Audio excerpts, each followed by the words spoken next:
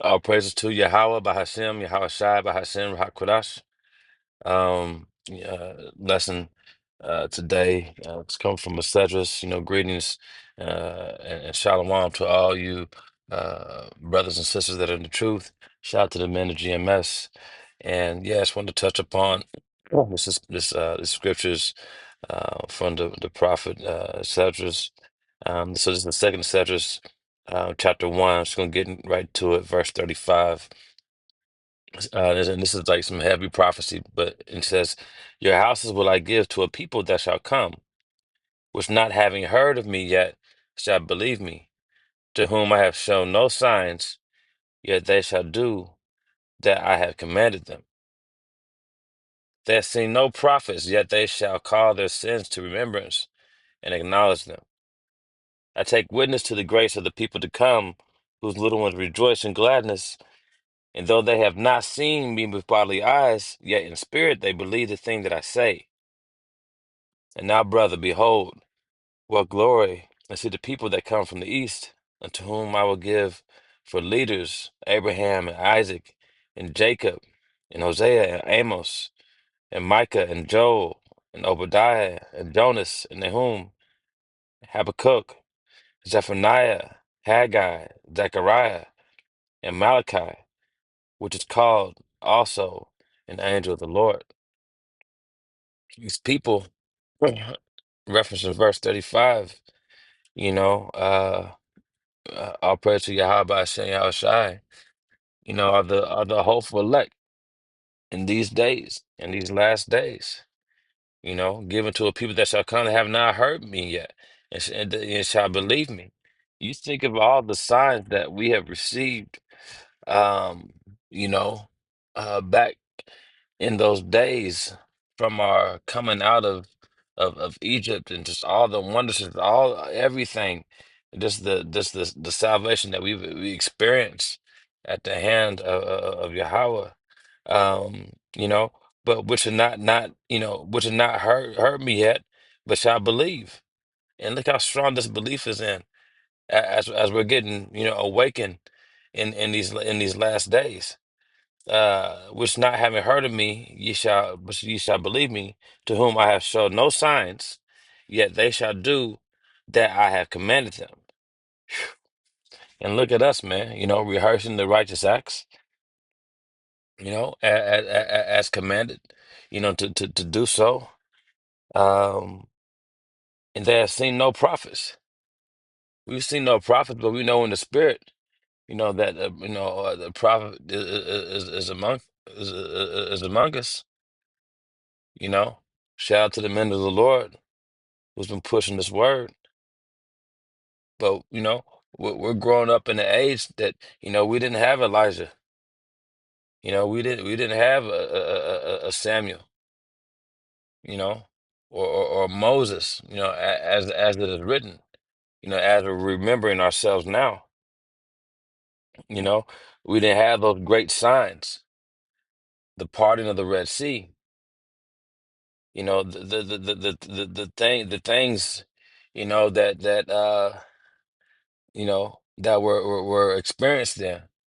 But we're going to experience now, as that standard is lifted up. So we're going to see that power. And it says, "Yet they shall call their sins to remembrance and acknowledge them." Let me hit this Baruch real quick. That's what I'm thinking of. The remembrance, and that's so important as it relates to just the thing, because as we haven't experienced miracles, and or what we know to be, but but we have, you know, uh,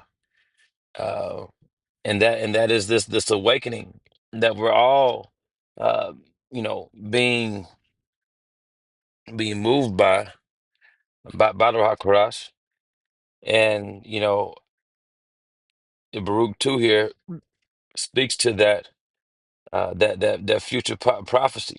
As we were talking, to this, strange children, um, these people that are now waking up to the truth. and remember themselves. Baruch chapter 2 says, for I knew that they would not hear me because it is a stiff-necked people, it's a prideful people, but in the land of their captivities they shall remember themselves, you know, and shall know that I am the Lord their God, for I will give them a heart and ears to hear. And that's just, I mean, that's indicative of even, what, et cetera is talking about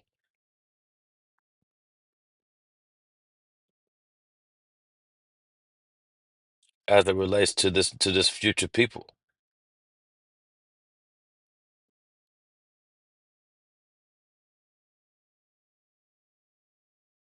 So like,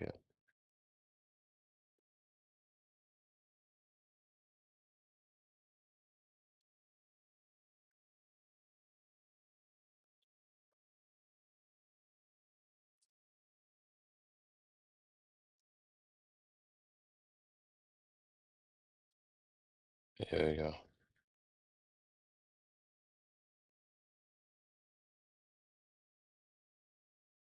This real, yeah.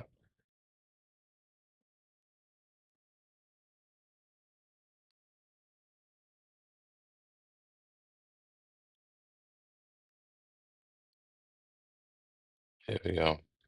So that is chapter 2, verse 1.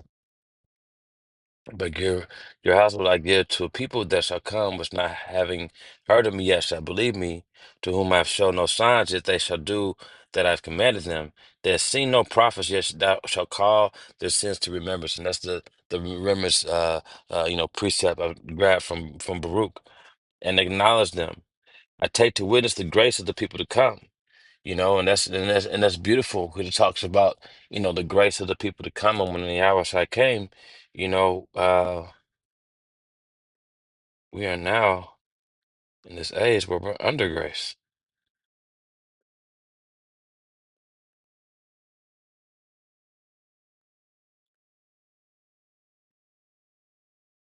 Here we go. Yeah. This is Apostle Paul. For it says, for sin shall not have dominion over you, for ye are not under the law, but under grace.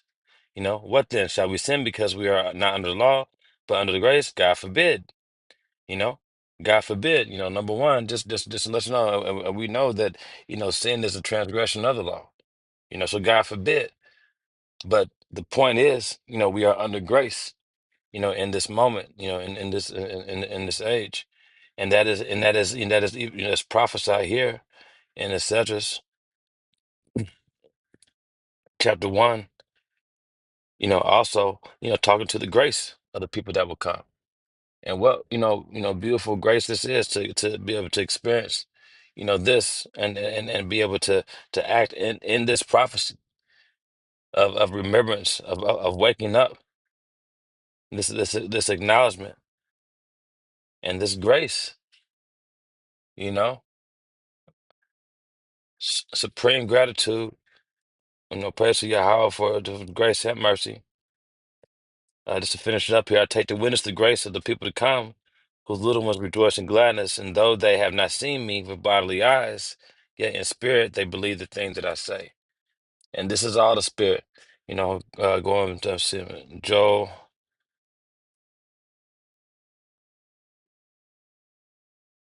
Joel chapter 2, verse 28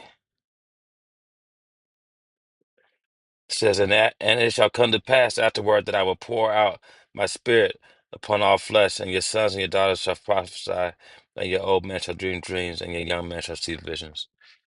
No, that's the spirit. That's what's happening. We're waking up with the future people that's talked about in the Bible, and remembering. And now it's time to repent, and then return. Shalom, brothers and sisters. Hope this time's been edifying.